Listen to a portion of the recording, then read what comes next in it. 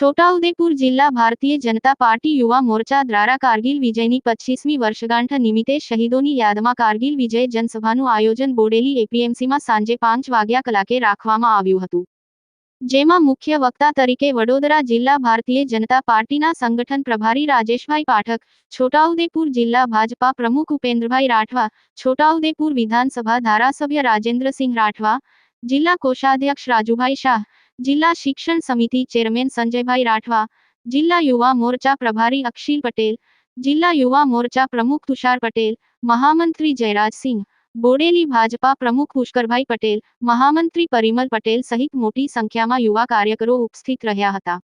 મુખ્ય વક્તા પાઠકે જણાવ્યું હતું કે કારગિલ યુદ્ધ દરમિયાન 523 સૈનિકો શહીદ થયા હતા। 1.363 સૈનિકો અપંગ બન્યા હતા।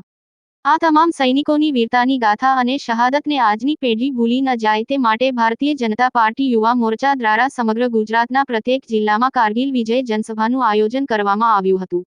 રિપોર્ટ રાજકમલ સિંહ રાજપૂત, છોટાઉદેપુર।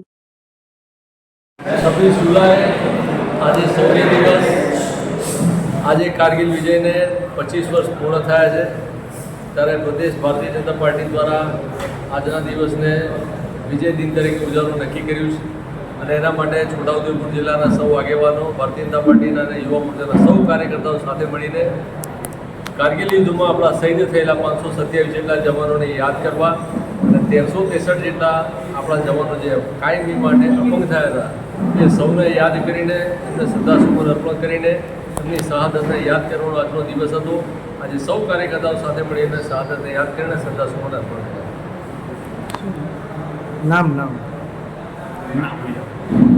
હું રાજેશ પાઠક, વડોદરા જિલ્લા ભારતીય જનતા પાર્ટીનો પ્રભારી।